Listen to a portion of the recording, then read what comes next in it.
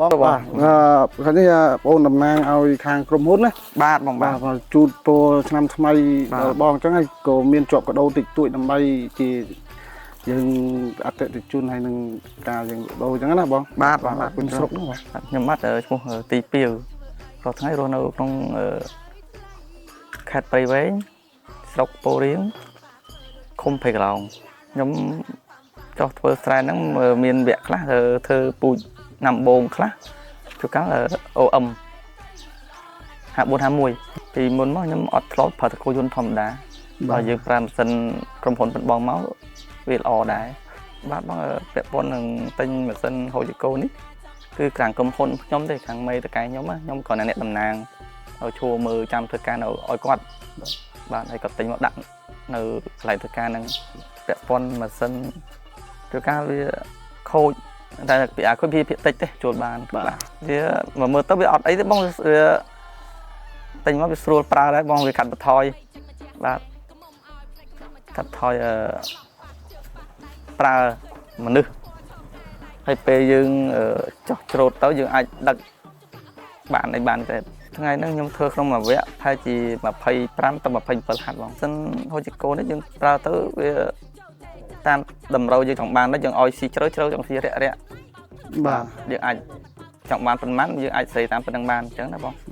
តែគ្រាន់តែវាងាយស្រួលតំបន់ដីខ្ញុំនេះវានឹងវាមានផុងភាគច្រើនផុងវាផុកណាបើយើងយកអាហ្នឹងទៅប្រើវាល្អជាងអត្រាបាទអត្រាវាសាជាប់បើនិយាយពីអារម្មណ៍វិញវាអត់អីបងវាល្អវាបាទវាល្អវាត្រង់ថាហ្នឹងវាពេលយើងចុះវៃទៅវាអត់ជាប់អត់អីបាទប្រើបានហើយវាជួយពេលយើងចុះទៅដឹកជញ្ជូនស្រូវបានមួយវគ្គទៀតអានឹងជាប់ឧបករណ៍ផ្សេងសម្រាប់ដូចមូច្បើមុខអីចឹងទៀតណា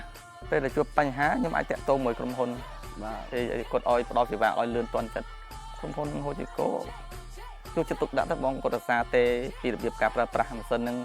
ខូចវាល្អប្រើមិនល្អប្រើបាទ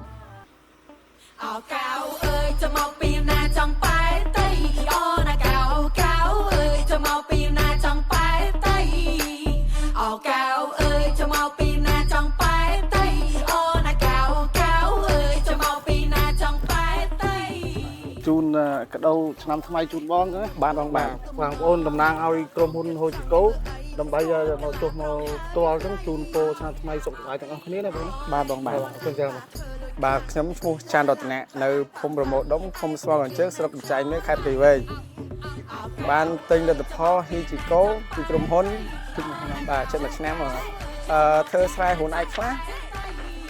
ជួដីគេខ្លះច្រើនវាយដីភាគច្រើនវាយដីខ្លាំងបាទវាយដីនិងដឹកស្រូវខ្លះបាទចេញស៊ីឈ្នួលដែរបងអត់អីទេបងគាត់ថាល្អបាទគាត់ថាល្អជាងអត្រាផ្សាយអត្រាវាយដីម៉ត់ជាងគាត់លះបង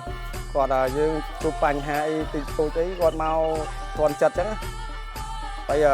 ឲ្យតែខូចតាណាអញ្ចឹងយើងហៅទៅគាត់មកលឿនរំភើបបងហើយបានកដោពីក្រុមហ៊ុនអញ្ចឹងឆ្នាំថ្មីចេញមកជាស្នេហ៍កុំឲ្យផ្នែកកំឡុងមកចោលងងញ៉ា